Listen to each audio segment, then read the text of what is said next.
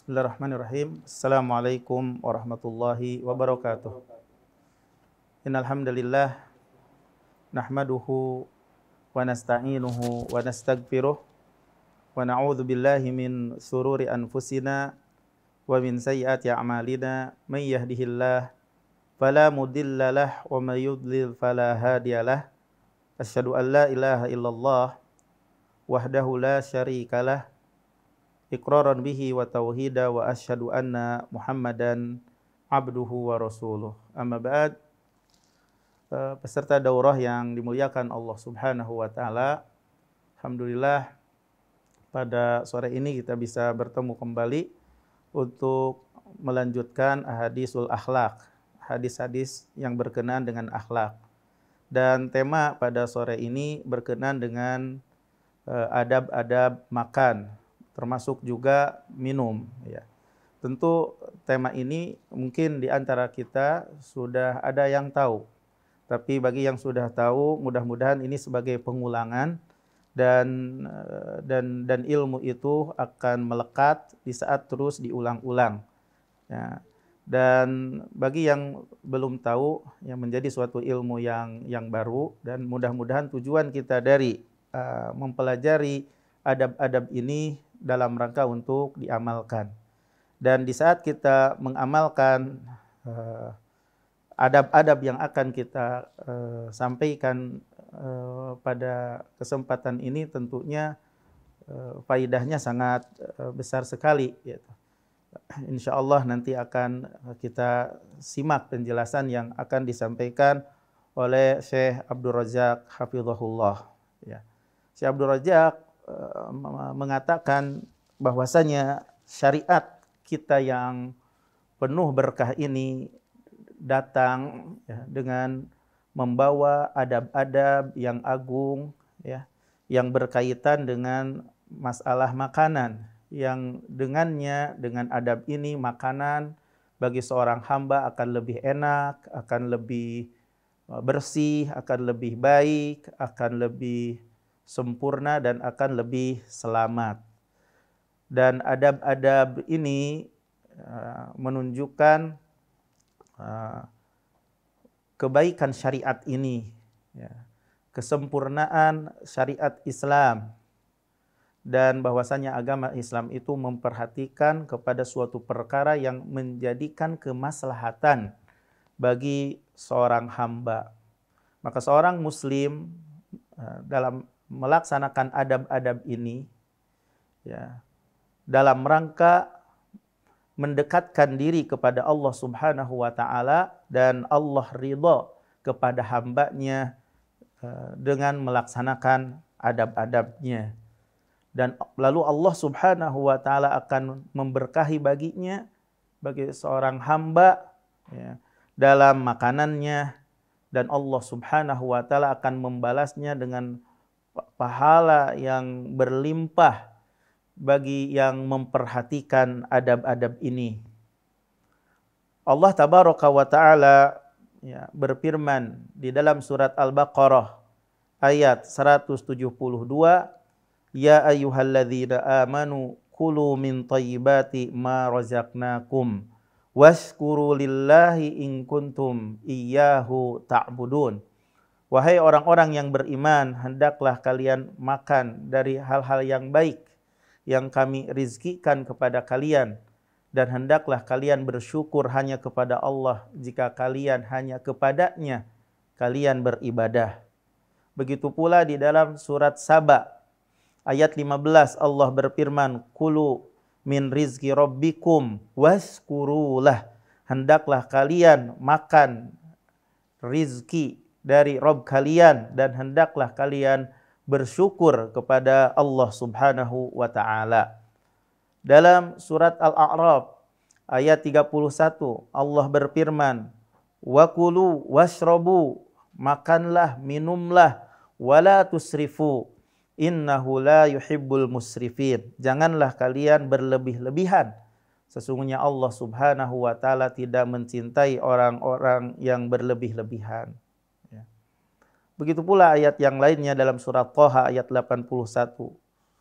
kulu min thayyibati ma razaqnakum wa la tatghaw fihi. Hendaklah kalian makan perkara-perkara yang baik yang kami rizkikan kepada kalian, janganlah melewati batas. Peserta daurah yang dimuliakan Allah Subhanahu wa taala, ya, makan memiliki adab-adab yang banyak yang terdapat di dalam hadis-hadis yang sahih dari Rasulullah sallallahu alaihi wasallam. Dan di antara adab-adab makan ini ada yang hukumnya wajib dan ada pula yang dari adab-adab makan itu dianjurkan sunnah. Nah, maka seorang muslim sepantasnya, selayaknya untuk memperhatikan adab-adab ini dengan perhatian yang besar. Maka di dalamnya, di dalam adab-adab ini ya, ada keberkahan dan kebaikan di dunia dan di akhirat. Syekh Abdul Rajab memberikan penjelasan kepada kita, pertama bahwasanya diharamkan bagi seorang muslim makan dan minum di bejana emas dan perak. Ini yang pertama, ini diharamkan. Jadi nggak boleh gitu kita makan. Adab seorang muslim ketika makan itu tidak boleh makan dari bejana emas dan perak. Itu hukumnya adalah haram.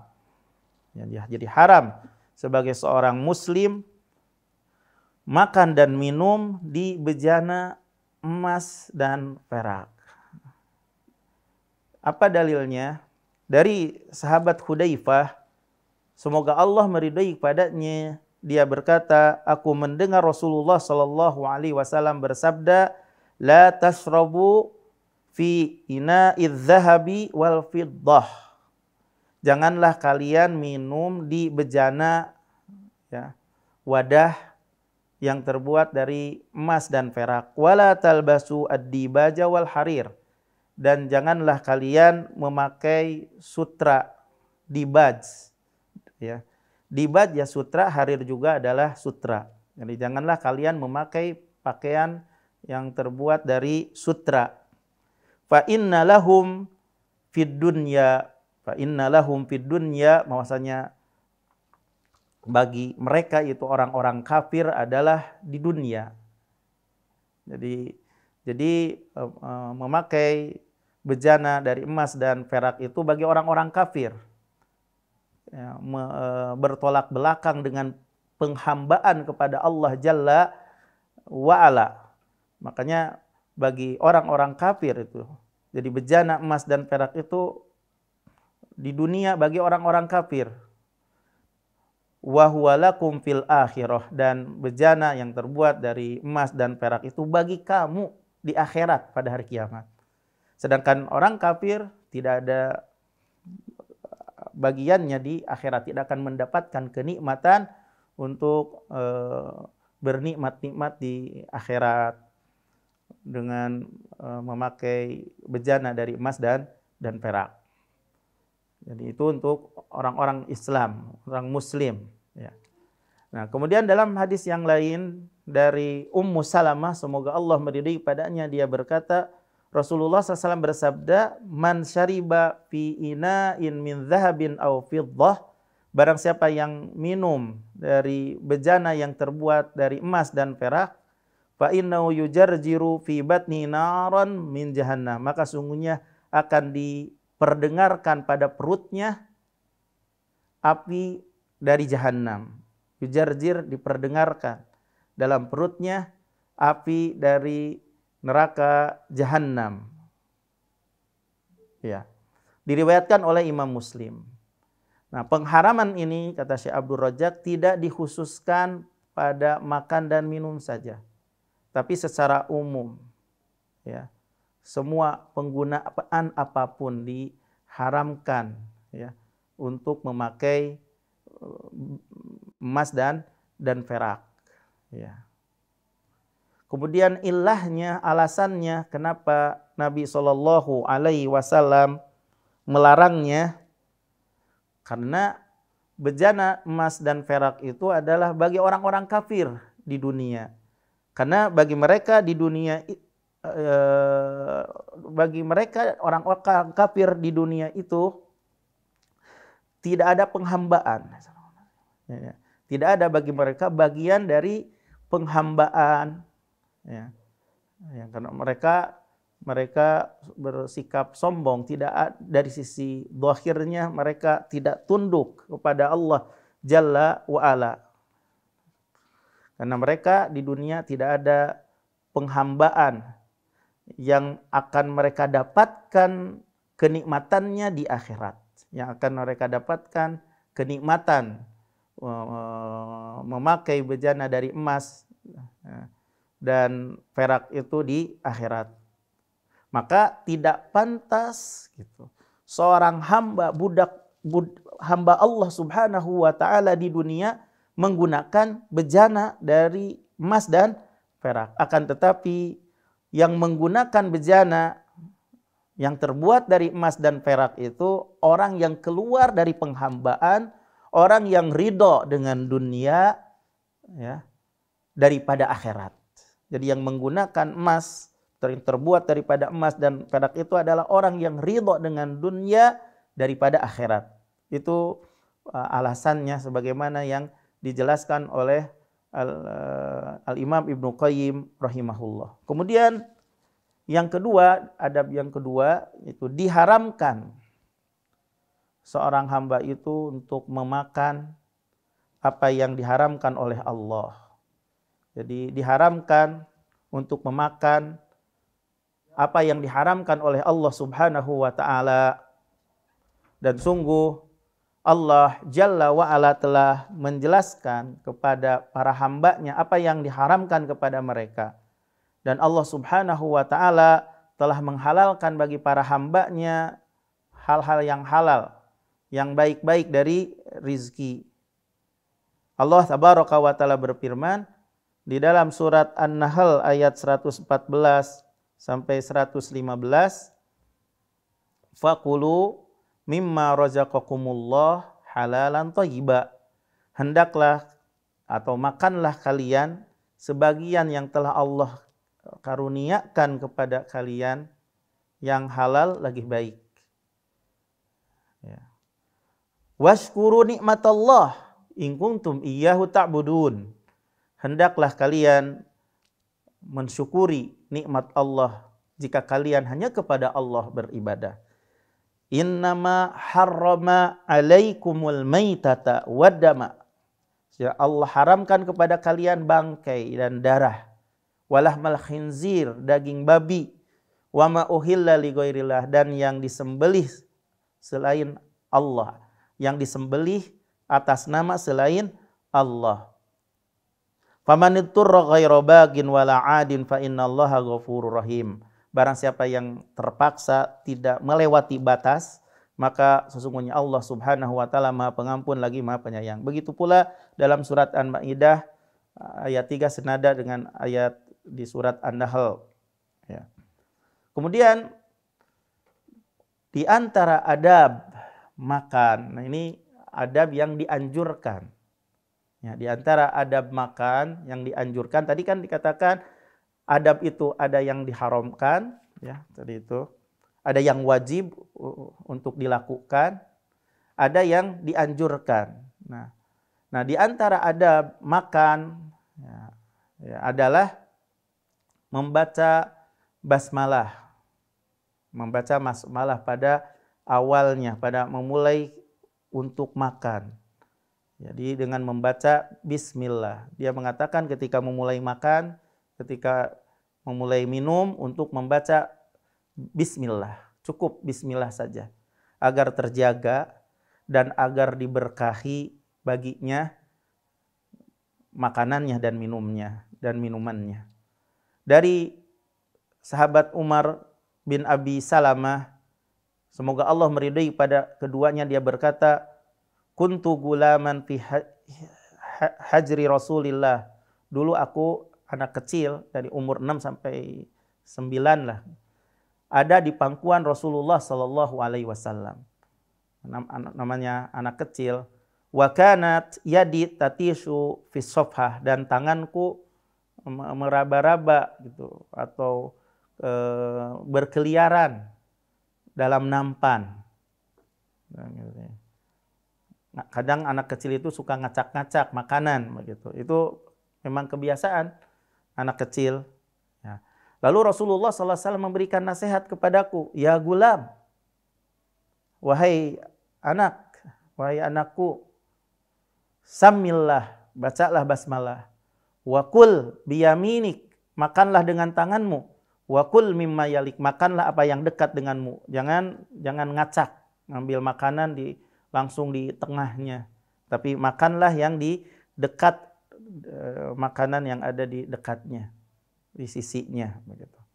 Nah, dalam membaca basmalah ketika makan itu ada banyak faidah. Di antaranya adalah diberkahi makanannya. Akan bahwasanya dengan membaca basmalah itu akan diberkahi kepadanya dalam makanannya. Ya. Kalau seandainya kita makan tak pernah kenyang-kenyang gitu, terus aja makan, ini penyebabnya adalah ya tidak baca basmalah, karena ikut serta dalam makanan yang Anda makan itu syaitan, sehingga gak pernah kenyang-kenyang begitu.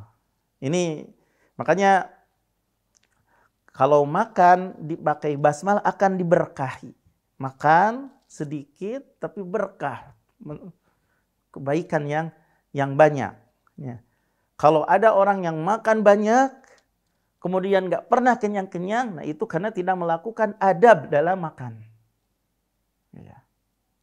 Nah ini yang perlu diperhatikan, bahwasanya faidahnya sangat banyak sekali ketika kita membaca basmalah ketika makan, yaitu akan diberkahi baginya dalam makanannya. Dalam sebuah hadis dari Wahsy bin Harb bin Wahsy, dari ayahnya, dari kakeknya, bahwasanya para sahabat Nabi SAW bertanya kepada Rasulullah, ya Rasulullah, kami makan, tapi kami tidak kenyang-kenyang. Nah kemudian Rasulullah memberikan jawaban, ada beberapa penyebab yang menyebabkan kamu makan tapi tidak pernah kenyang-kenyang. Fala'allakum tabtarikun, barangkali kamu makannya dalam kondisi berpencar, berpisah.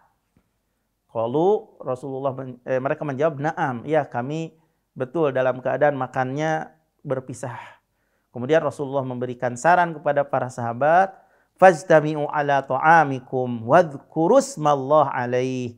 Hendaklah kalian berkumpul, ya, jangan berpencar ketika makan kalian, dan sebutlah nama Allah. Dan bisa jadi barangkali tidak kenyang-kenyang itu juga karena tidak membaca basmalah. Nah, kalau seandainya kalian berkumpul ketika makan kalian dan kalian membaca basmalah, yubarak lakum fi, akan diberkahi bagi kamu padanya, pada makanan itu. Diriwayatkan oleh Abu Daud. Kemudian di antara faidah membaca basmalah di saat makan akan mengusir syaitan, akan menjauhkan syaitan. Maka syaitan tidak akan ikut serta makan bersamanya. Nah, makanya syaitan itu mencuri-curi bagaimana siapa di antara kita yang makannya itu tidak baca basmalah, ngadodoho gitu, cari-cari celah bagaimana biar dia itu bisa makan bersama manusia. Makanya ingat, kita harus selalu baca basmalah biar setan kelaparan, biar setan tidak kenyang, biar setan sedih, gitu ya. Nah, jadi ingat bahwasanya basmalah biar setan tidak ikut serta makan barengan dengan kita. Dalam sebuah hadis dari Hudzaifah, semoga Allah meridai padanya, dia berkata, dulu kami apabila dihadirkan kepada kami bersama Nabi SAW makanan, apabila dihidangkan kepada kami makanan bersama Nabi SAW, kami tidak pernah meletakkan tangan kami kepada makanan itu sampai Nabi SAW yang memulainya, sampai Rasulullah SAW yang memulainya. Ini adab. Ada ustadz atau ada orang tua kita sebagai seorang anak, ya, bagaimana Gitu. Ketika ada suatu makanan yang dihidangkan, ya, para sahabat itu tidak pernah memulai meletakkan tangan-tangan kami sampai Rasulullah yang sendiri yang memulainya. Maka Nabi SAW memulai dengan tangannya.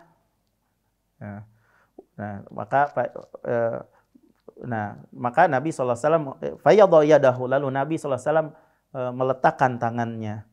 Wa inna hadarna ma'ahu marratan ta'aman. Maksudnya suatu ketika kami menghidangkan bersamanya makanan. Tiba-tiba ada seorang wanita seolah-olah ada yang dorong, seolah-olah ada yang dorong, di dalam rangka untuk mengambil dengan tangannya pada makanan, seolah-olah itu setan yang dorong.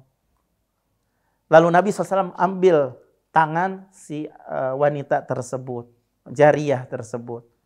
Kemudian ada orang Arab Baduy, seolah-olah dia juga terdorong. Ada yang ngedorong.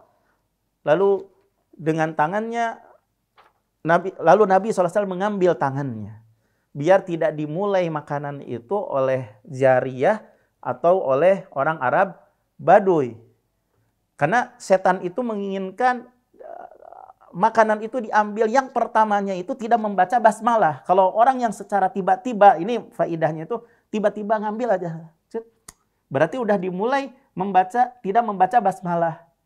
Itu udah dimulai tanpa basmalah gitu. Nah, kita itu betul-betul dari awal harus memulai baca basmalah. Biar tidak ikut serta pada makanan kita syaitan.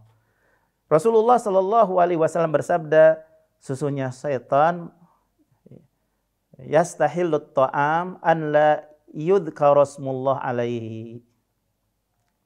Ya, meminta agar makanan itu dihalalkan dengan tidak dibaca nama Allah pada makanan itu. Sesungguhnya datanglah jariyah ini untuk menghalalkannya, untuk mengambil makanan itu. Maka aku mengambil tangannya. Lalu datang orang Arab Baduy untuk menghalalkan, untuk memulai makan itu tanpa basmalah. Maka aku ambil tangannya. Demi dat diriku yang ada di tangannya, sebenarnya tangannya pada tanganku bersama tangannya. Jadi rawahu Muslim. Jadi bagaimana menggoda, intinya syaitan itu ketika kita makan itu bagaimana tidak membaca basmalah. Kadang ada siapa yang memulai tidak mengambil makanan dengan dimulai dengan basmalah. Nah, ini bisa jadi pada saat makan tersebut syaitan ikut makan makanan yang kita makan, ya. Jadi adab yang perlu diperhatikan. Jadi di antara faidah membaca basmalah itu mengusir syaitan. Kemudian hadis yang lain yang dibawakan oleh Syekh Abdul Razak hafizahullah dari Jabir bin Abdullah, semoga Allah meridhai padanya, bahwasanya bahwasanya Jabir mendengar Nabi SAW bersabda, idza dakhala ar-rajulu baitahu, apabila seseorang itu masuk ke rumahnya, fa dzakarallah inda dukhulihi wa inda ta'amihi, lalu dia menyebut nama Allah ketika masuk rumah dan ketika makan. Qala syaitan la mabita lakum wala asya. Setan berkata, tidak ada tempat tidur bagimu dan juga tidak ada tempat makan malam bagimu. Jadi membaca basmalah itu, menyebut nama Allah Subhanahu wa taala itu akan mengusir syaitan. Wa idza dakhala falam yadhkurillah inda dukhulih. Apabila masuk ke rumah tidak berzikir kepada Allah ketika memasukinya, qala syaitan, berkata syaitan, senang, adraktumul mabit, kamu mendapatkan tempat tidur. Wa idza lam yadhkurillah inda ta'amih, dan apabila dia tidak menyebut nama Allah ketika makan, qala adraktum al mabita wal asya, kalian bisa mendapatkan tempat tidur dan makan malam. Diriwayatkan oleh Imam Muslim. Ini hadis ini menunjukkan bahwasanya tasmiyah, basmalah itu mengusir syaitan. Basmalah itu ya bisa menolak untuk setan ikut serta makan bersama kita atau minum bersama kita. Dan kemudian kata Syekh mengingatkan dalam masalah basmalah ini, cukuplah bagi seorang muslim tatkala makan atau minum, ketika makan dan minum dengan mengucapkan bismillah tanpa ada tambahan ar-Rahman ar-Rahim, tanpa ada tambahan ar-Rahman ar-Rahim. Kemudian jika seorang muslim lupa membaca basmalah di awal makannya, bagaimana? Disyariatkan di tengahnya, di saat ingat. Di saat ingat, lupa, nggak membaca basmalah. Di saat ingatlah dia membaca basmalah dengan mengatakan Bismillah awwalahu wa akhirahu, dengan nama Allah awal dan akhirnya. Nah, syaitan itu nanti akan muntah. Kalau misalnya ingatnya di akhir, langsung aja walaupun hanya satu suap lagi, ingatnya belum basmalah, bacalah basmalah walaupun saat dia itu hampir satu comot lagi yang dia makan. Maka dengan basmalah akan mengusir setan. Dan dijelaskan di dalam hadis itu membuat si syaitan itu jadi muntah lagi apa yang dia makan. Ya. Dalam sebuah hadis dari Aisyah, semoga Allah meridai kepadanya, bahwasanya Rasulullah SAW bersabda, apabila salah seorang di antara kalian makan, maka hendaklah membaca zikir Bismillah. Jika lupa, bacalah nama Allah. Ya, Bismillah awwalahu wa akhirahu. Diriwayatkan oleh Abu Dawud. Faidah yang bisa didapati, yang dipetik dari hadis ini, bahwasanya tempat membaca basmalah itu ketika memulai makan. Jika lupa pada awalnya saat memulai makan, cukuplah baginya dengan membaca basmalah dengan segat yang telah disebutkan dalam hadis. Ya, Bismillah awwaluhu wa akhiruhu. Bismillah awwaluhu wa akhiruhu. Sedangkan tadi dikatakan bahwasanya setan itu akan muntah, kalau akan muntah ya.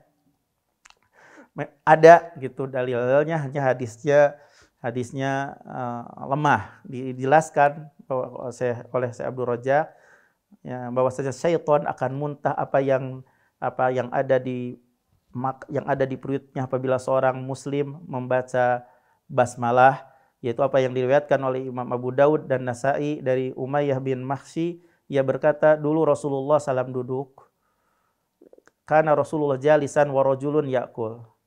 Dulu Rasulullah sedang duduk dan seorang laki-laki sedang makan.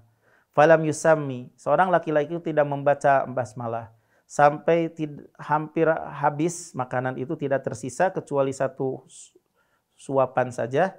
Maka tatkala dia mau memasukkan ke mulutnya, Rasulullah mengatakan Bismillah awwalahu wa akhirahu. Bismillah awwalahu wa akhirahu. Lalu Nabi SAW tertawa. Kemudian dia berkata, majala syaitan ya'kulu ma'ak. Falamma dzakara ismallah istiqa'an ma fi batnih. Maka tatkala dia membaca Bismillah, maka si setan itu memuntahkan apa yang di perutnya. Maka Nabi SAW ketawa. Tapi hadis ini sanadnya lemah. Dilemahkan oleh Al-Hafidz Ibnu Hajar dan yang lainnya. Adapun tasmiyah ya pada pertengahan makan adalah bagi orang yang lupa di pertengahan makanan adalah dengan mengucapkan Bismillah awwalahu wa akhirahu. Maka inilah hadis yang tetap. Ini hadis yang sahih sebagaimana yang telah dijelaskan. Begitu kata Syekh Abdul Razak hafizahullah. Kemudian di antara adab makan ya, tadi yang pertama adalah bismillah, yang kedua adab makan adalah mengucapkan alhamdulillah apabila selesai dari makan dan minum. Karena Allah Subhanahu wa taala ridho kepada hambanya apabila melakukan hal itu.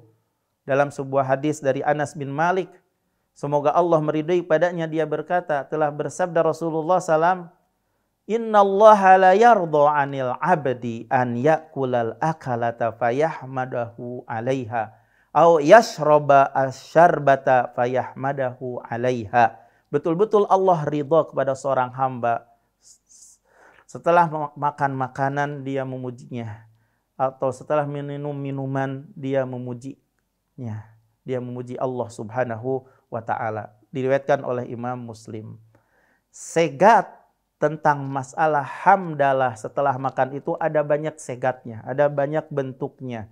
Jika bisa seorang muslim untuk menjaganya dan mendatanginya kadang dengan segat ini, di waktu yang lain dengan segat hamdalah yang lainnya, maka itu lebih sempurna pada haknya, lebih sempurna dalam mengikuti Nabi SAW. Tapi jika tidak mampu untuk melakukan hal itu dengan beberapa segat yang akan dijelaskan, maka jangan sampai setelah makan meninggalkan alhamdulillah.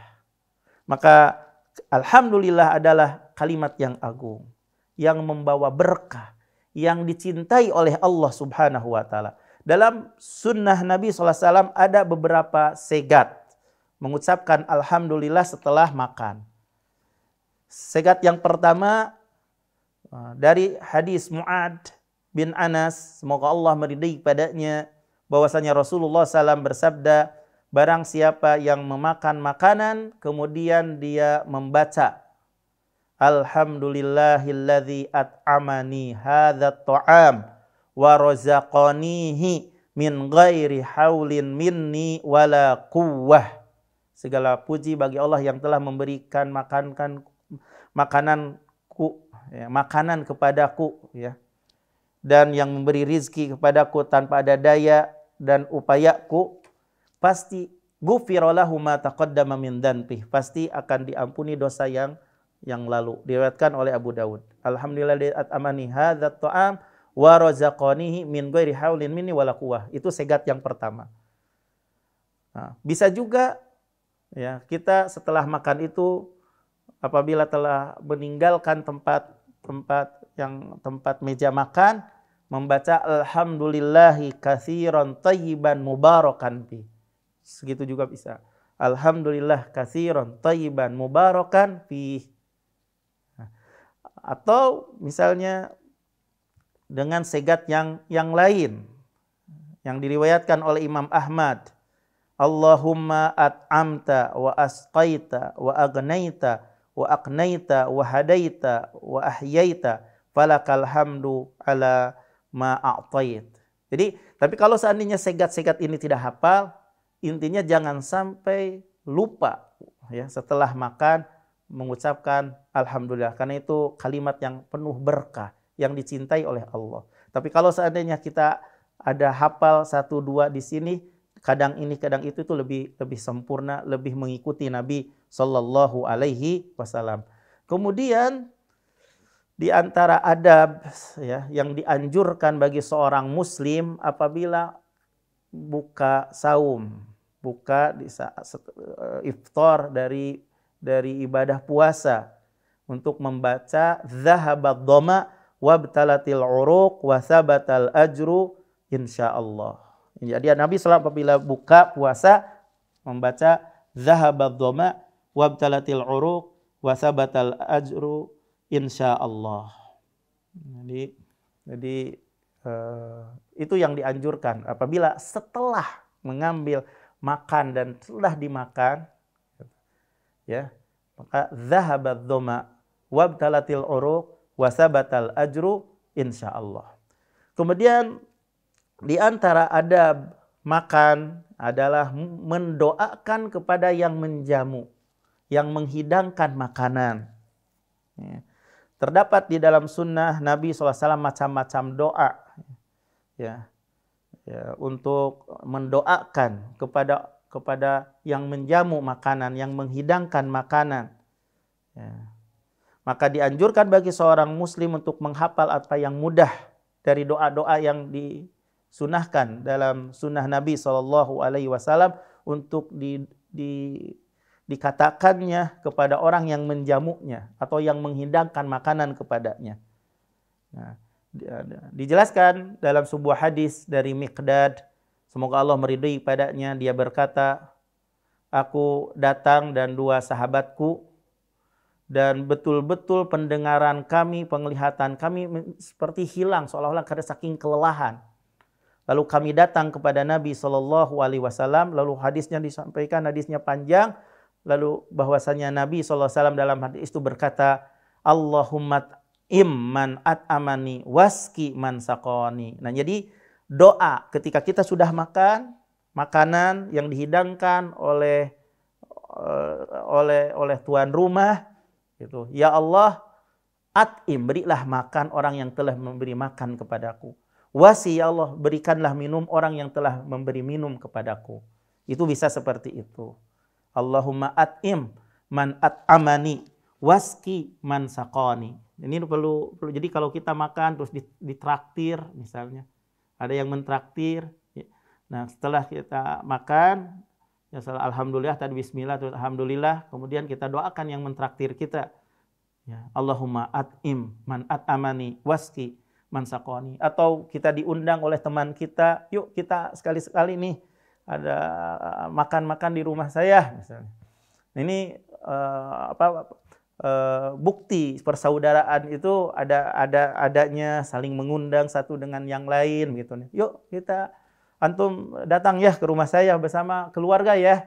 Nah, di sini kita amalkan sunnah Nabi SAW ya, untuk mendoakan kepada yang menjamu dengan Allahumma at'im man at'amani waski man saqani. Jadi catat, Allahumma at'im man at'amani waski man saqani. Atau kalau seandainya kita sudah dijamu dan oleh yang menjamu, doakan dengan segat yang lain. Allahumma barik lahum fima rojaktahum. Ya Allah, berkahi mereka apa yang kau rizkikan kepada mereka. Waghfir lahum warhamhum. Atau segat ini, yang ini adalah segat ini Nabi SAW katakan kepada Abu Abdillah bin Bisr. Abu Basir ketika menjamu Nabi SAW, dan Nabi SAW dijamu oleh keluarga Abu Abdillah al-Bisr. Lalu Nabi SAW mendoakan mereka, Allahumma barik lahum fima razaqtahum waghfir lahum warhamhum. Ya Allah, berkahi mereka apa yang telah kau rizkikan kepada mereka, berikanlah ampunan kepada mereka dan sayangilah mereka. Kalau kita galakkan seperti ini, tumbuh rasa cinta antara satu dengan yang lainnya. Saling mengundang, saling mendoakan. Itulah indahnya Islam. Bukan saling hasad, saling dengki, saling membelakangi, saling mencibir, saling mencemoohkan, saling meremehkan. Bukan itu persaudaraan dalam Islam ini. Tapi adab-adabnya diantaranya untuk menumbuhkan rasa cinta ini seperti ini. Mendoakan kepada orang yang telah melakukan perbuatan menghidangkan makanan kepada kita. Nah, begitu pula Nabi SAW dalam sebuah hadis dari Anas bin Malik, semoga Allah meridai padanya, bahwasanya Nabi SAW datang kepada Sa'ad bin Ubadah. Lalu dijamu dengan roti dan minyak. Lalu Nabi makan. Kemudian Nabi SAW mendoakan, Aftara indakumus shaimun wa akala ta'amakumul abrar wa sallat alaikumul malaikah. Telah buka di sisi kalian orang-orang yang berbuka puasa, dan telah memakan makanan kalian adalah orang-orang baik, dan malaikat mendoakan ampunan kepada kalian. Masya Allah.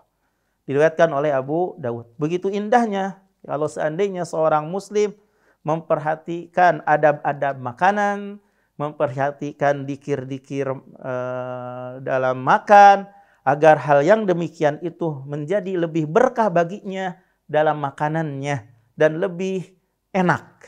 Ini lebih enak. Makanya kata Imam Ahmad rahimahullah, apabila dalam makanan itu terkumpul 4 perkara, maka sungguh dia itu telah sempurna.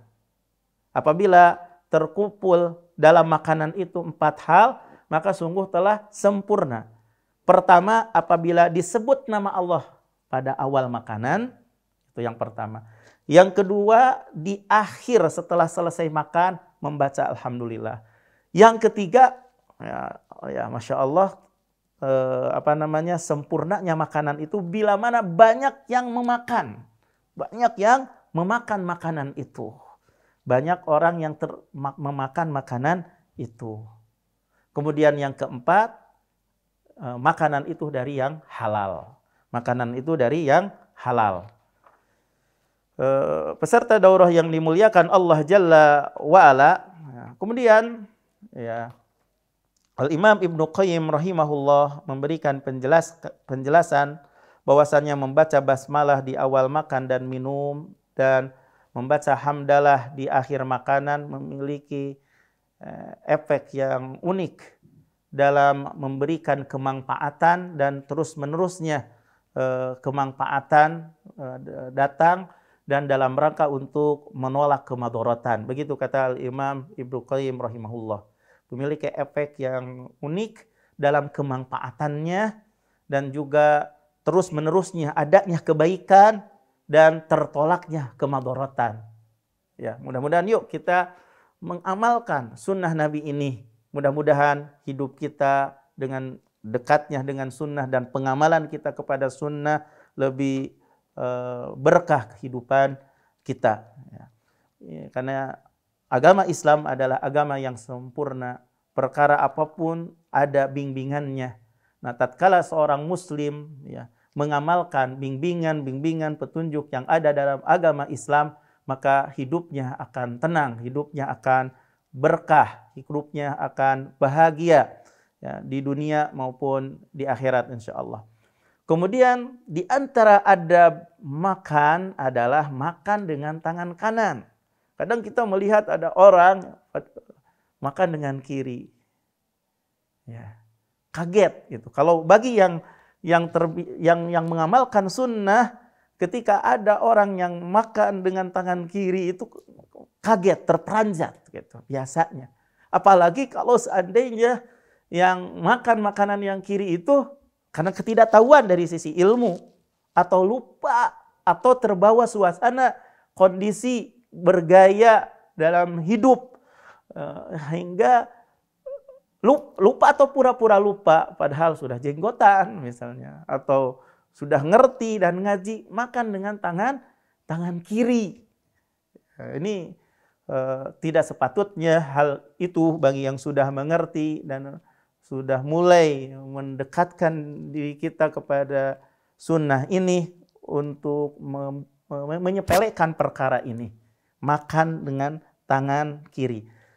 Ya, di dalam sebuah hadis ya dari Salamah bin Aqwa, semoga Allah meridhoi padanya, bahwa ada seseorang yang makan di sisi Rasulullah dengan tangan kirinya. Lalu Rasulullah mengatakan, "Kul biyaminik," makanlah dengan tangan kananmu. Dia malah menjawab, "Saya tidak bisa ya Rasulullah." Kata Rasulullah, "Semoga tidak Allah mampukan." Ya. Tidaklah yang menghalangi untuk memakan atau minum dengan tangan kanan itu kecuali kesombongan. Maka dengan sebab dia tidak mengagungkan sunnah, dengan sebab dia dengan sebab dia menyepelekan sunnah, betul-betul dia tidak bisa mengangkatkan tangannya ke mulutnya. Ini sebagai orang yang menyepelekan kepada sunnah Nabi Sallallahu Alaihi Wasallam. Tidaklah seseorang makan dengan tangan kiri, tidaklah dia menolaknya untuk makan dengan makanan kanan, dengan tangan kanan, kecuali karena kesombongan. Ya. Dari Jabir, semoga Allah meridhai padanya, dari Rasulullah Sallallahu Alaihi Wasallam, dia berkata, Rasulullah bersabda, "La ta'kulu bis-shimal, fa inna syaitan ya'kulu bis-shimal." Janganlah kalian makan dengan tangan kiri, karena syaitan makan dengan tangan kiri. Gitu. Dalam hadis yang lain dari Ibnu Umar, semoga Allah meridhai padanya, bahwasanya Rasulullah SAW bersabda, apabila salah seorang di antara kalian makan, maka makanlah dengan tangan kanannya. Apabila minum, maka minumlah dengan tangan kanannya. Apabila setan, makan dengan tangan kirinya dan minum dengan tangan kirinya. Diriwayatkan oleh Imam Muslim. Kemudian di antara adab ya makan adalah mendekat dari makanan. Ya. Mendekat dari makanan. Berdasarkan hadis dari Umar bin Abi Salamah bahwasanya masuk kepada Rasulullah SAW, bahwasanya dia itu Umar masuk kepada Rasulullah dan di sisinya ada makanan. Lalu Rasul mengatakan, udnuhu ya bunayya, dekatkanlah makanan itu wahai anakku. Dekatkanlah makanan itu wahai anakku. Jadi jangan dari kejauhan, tapi dekatkan makanan itu. Lalu ucapkanlah salam, makan dengan tangan kanan, makanlah apa yang dekat.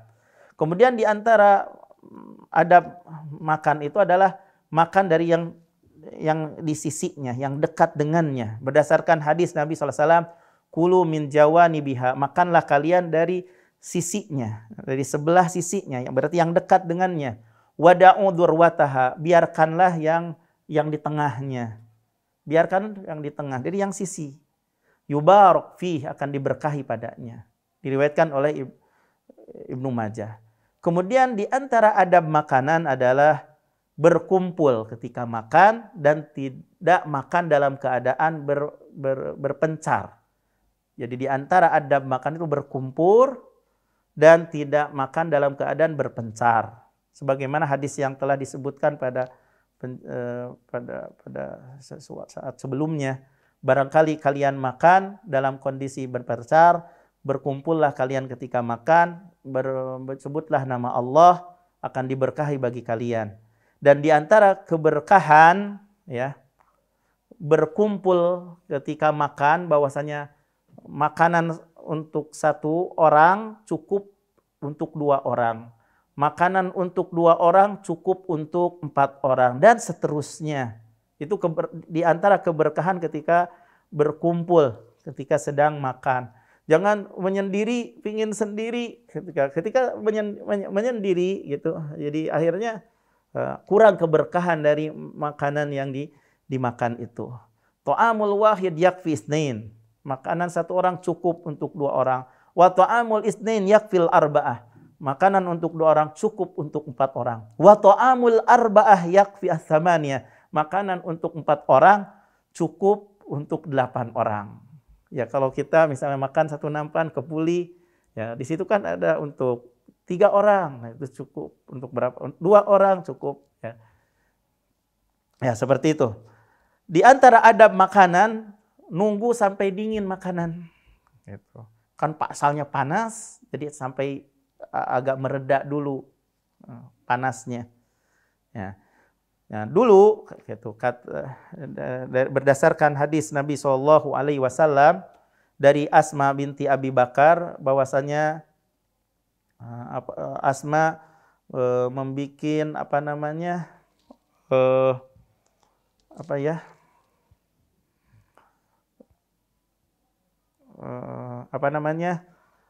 kanat idasaridat dulu. Jadi Asma binti Abi Bakar apabila membikin roti gitulah, roti ya. Jadi setelah bikin roti gitu, wadahnya itu ditutup. Setelah bikin roti, wadahnya itu ditutup sampai hilang panasnya. Wadahnya, jadi dulu, jadi apabila Asma membikin roti gitu ya, jadi setelah membikin itu wadah rotinya itu ditutup sehingga hilang dulu panasnya. Kemudian Asma mengatakan, aku mendengar Rasulullah SAW, innahu a'dhamu lil barakah. Sesungguhnya makanan itu ketika sudah dingin itu lebih besar keberkahannya daripada masih panas dipaksakan. Lebih baik didinginkan dulu. Makanya makanan yang sudah dingin itu lebih besar keberkahannya. Kemudian juga di antara adab makan itu tidak meniup makanan. Nah, kadang tidak meniup makanan gitu. Rasulullah sallallahu, karena kadang dengan meniup makanan itu bisa memadorotkan.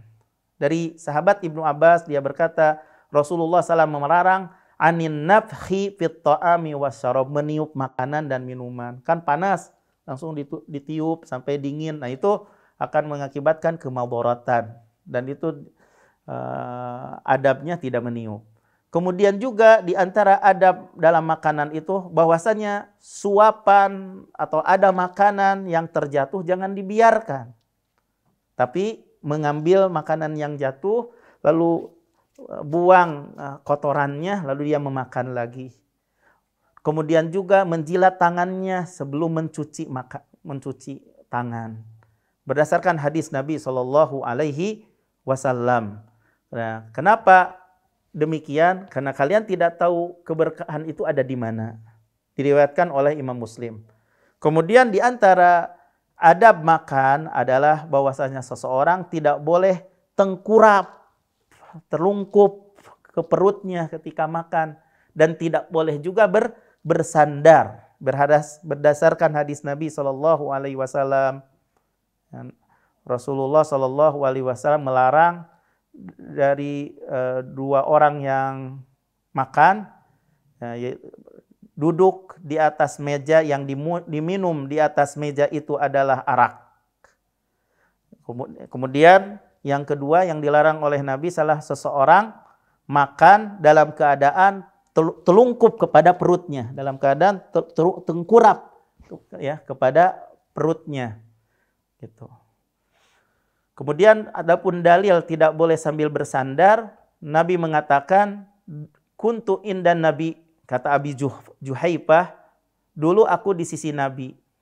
Lalu Nabi berkata kepada seseorang yang ada di sisi Nabi, la aqulu wa ana muttaqi. Saya tidak makan dalam kondisi aku bersandar. Karena orang yang bersandar itu adalah biasanya makanan orang-orang yang penguasa, para raja, orang-orang yang sombong gitu, sambil menyandarkan dirinya. Atau biasanya yang makan sambil menyandar itu adalah pertanda orang yang makannya banyak rewog gitu. Gitu, ya. Kemudian alasan gitu, kenapa gitu ilah tentang larangan ini gitu. Kenapa gitu? Karena mereka gitu, kata Ibrahim An-Nakhai, membenci untuk makan dalam keadaan menyandar, takut perut menjadi besar gitu di antaranya. Jadi banyak alasan-alasan yang intinya kita mengikuti contoh Nabi SAW, tidak makan dalam keadaan menyandar. Ya.